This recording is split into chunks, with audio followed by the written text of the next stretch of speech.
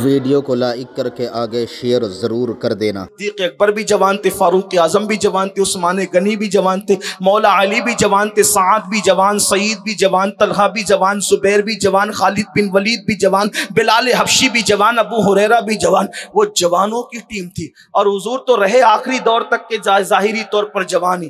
10 بال بھی داڑھی کے سفید نہ ہوئے تھے، 10-12 بال، اور حضور دنیا سے تشریف لے گئے۔ اللہ کو گوارا نہ ہوا کہ میرے محبوب پر ویسا بڑھاپا آئے جیسے لوگوں کے اوپر آتا ہے۔ اللہ نے محبوب کو بڑھاپے سے بچایا۔ تو حضور جوان تھے، جناب جوانوں کی ٹیم تیار کی۔ سعد ابن ابی وقاص کہتے ہیں میرے چہرے پہ داڑھی کے بال بھی نہیں نکلے تھے، تب میں نے رسول اللہ کے ساتھ احد کے میدان میں مکے والوں سے جنگ کی تھی۔ سب جوان تھے۔ جوانوں، قوت عشق پیدا کرو۔ قوت عشق وہ ہے کہ حبشی آقا بن جاتا ہے۔ تاریخ میں آتا ہے کہ فاروق اعظم جیسی ہستی حضرت بلال کو کہتی تھی یا سیدی بلال۔ جس دن بلال کا وصال ہوا فاروق اعظم کہتے تھے آج ہمارا آقا دنیا سے چلا گیا۔ خیر دیکھیں تو صحیح، حبشی کو عربی آقا کہہ رہا ہے، آخر یہ کیا چیز تھی جس نے حبشی کو آقا عرب میں کہلوایا؟ عرب میں جس کی آقائیت کا اعلان ہوا، آخر اس حبشی کے پاس کیا تھا؟ اسی کو قوت عشق کہتے ہیں، اسی کو قوت عشق کہتے ہیں۔ تو آئیے 1400 سال پہلے چلتے ہیں۔ ایک جوان ہے جس کا نام عبداللہ ابن حذیفہ ہے۔ رومیوں کے ساتھ جنگ ہوئی ہے۔ رومی مطلب عیسائی، عیسائیوں کے ساتھ رومیوں کے ساتھ جنگ ہوئی ہے، اور حضرت عبداللہ ابن حذیفہ اور ان کے ساتھ کثیر تعداد میں جوانوں کو گرفتار کر لیا۔ منکرین اسلام کی یہ سازش رہتی ہے کہ مسلمان نوجوانوں کو مارنے کی بجائے ان کا مذہب بدلنے کی کوشش کرو۔ وہ اگر اپنے مذہب میں داخل نہ بھی ہوں تو کم از کم وہ مسلمان نہ رہ جائیں۔ اپنے آپ میں ڈوب کے سوچو ان کی سازش کو تم نے کتنا کامیاب کیا؟ کتنے مسلمانوں؟ کیسے مسلمان؟ کون سی مسلمانیت ہے جس میں فجر کی نماز پوری زندگی سے غائب ہے؟ کون سی مسلمانیت ہے چڈی پہن کر آپ کی بیٹی انگلش اسکول میں جا رہی ہے؟ کون سی مسلمانیت ہے آپ کی بیٹی ننگے سر ولیمہ میں شریک ہو رہی ہے؟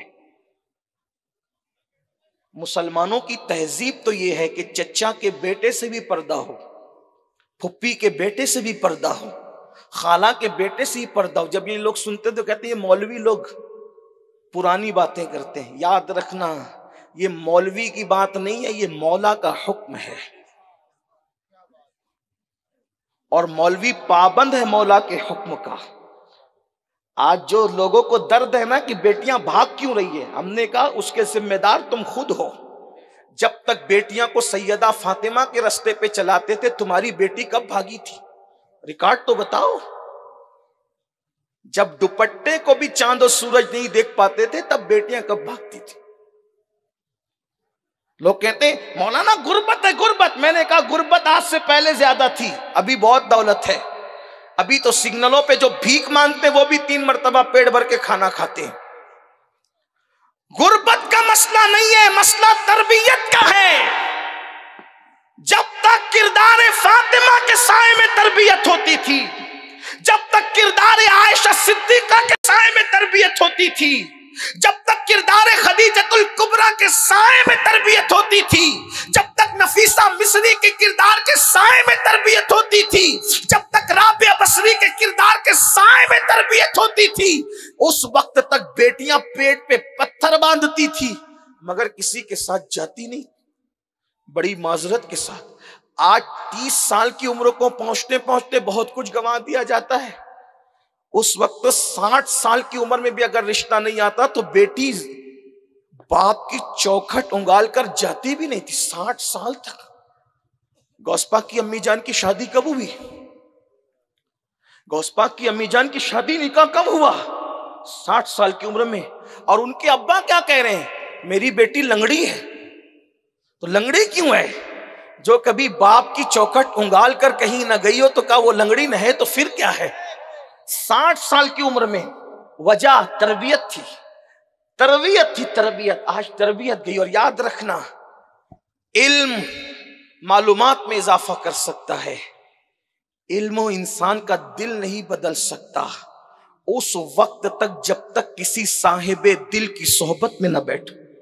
اسی لیے اللہ نے صرف کتاب نہیں بھیجی بلکہ کتاب کے ساتھ ہر وقت مربی بھیجا۔ توریت آئی، صرف کتاب نہیں، ساتھ میں مربی بھی آیا حضرت موسیٰ کی شکل میں۔ زبور آئی، صرف کتاب نہیں آئی بلکہ مربی آیا حضرت داؤد کی شکل میں۔ صحائف ابراہیم آئے، صرف صحائف لکھی ہوئی تحریر نہیں آئی بلکہ مربی بھی آیا ابراہیم خلیل اللہ کی شکل میں۔ انجیل آئی، صرف کتاب نہیں آئی، مربی بھی آیا عیسیٰ علیہ السلام کی شکل میں۔ آج اگر کسی کی کرانہ دکان صحیح چل جائے نا تو اس کو چربی چڑھتی ہے تو وہ علماء کا مذاق اڑاتا ہے۔ کیوں؟ نالج تو ہے، کوئی مربی اس کو نصیب نہیں ہے۔ اگر آج کسی کی چپل کی دکان پر کوئی لکھپتی بن جائے تو پھر پہلی بیوی سے اس کا دل نہیں بھرتا، افیئر کے رشتے کھول بیٹھتا ہے۔ سب ایسے نہیں ہے لیکن اللہ ماشاءاللہ گھر گھر کی کہانی بن رہی۔ کیوں ایسا ہے؟ دین سے کا مذاق اڑا رہا ہے۔ لوگ بادشاہ بن کر بھی کتنی عاجزی کرتے تھے کیونکہ کوئی اوپر مربی تھا۔ سلطان اورنگزیب عالمگیر، حالانکہ ہمارا اس کا کوئی گھریلو تعلق ہی نہیں ہے، لیکن جو ہے وہ ہے۔ آج سلطان کو بہت بدنام کرنے کی کوشش کی جا رہی۔ اورنگزیب عالمگیر ایک مرتبہ عید کی نماز پڑھنے کے لیے لیٹ ہو گئے اور عیدگاہ بھر گئی تھی، تو جہاں چپل لوگوں کے رکھے جاتے ہیں سلطان نے مصلی وہیں بچھا کر وہاں بیٹھ گئے۔ جس کو لوگ اکھنڈ بھارت کہتے ہیں، اس اکھنڈ بھارت کا پورے ہندوستان کا بادشاہ مسلمانوں کی جوتیوں کے پاس بیٹھ رہا ہے۔ یہاں محلے کا کارپوریٹر بھی چاہتا ہے کہ میں مسجد میں آؤں تو لوگ میرے لیے جگہ خالی کریں۔ جو لوگوں کی ہوٹوں کی بھیک پر کچھ بنتے ہیں ان کا یہ حال ہے۔ وہ خاندانی طور پر نسلاً بعد نسل بادشاہ تھا، لیکن لوگوں کی جوتیوں کے پاس مصلی بچھا کر کے بیٹھ گیا۔ تربیت کا نتیجہ دیکھو، دل والوں کے پاس، اہل عشق کے پاس بیٹھنے کا نتیجہ دیکھو۔ جب کسی نے گزارش کی محی الدین عالمگیر اٹھ کر کے تھوڑا آگے بڑھ جائیں، یہاں چپل ہے، تو کہا یہ بادشاہ کا دربار ہے، بادشاہ کا۔ بادشاہ ہم نہیں ہیں، بادشاہ حقیقی تو وہ ہے جس کے کرم سے لوگوں کو تخت تاج نصیب ہوتے ہیں۔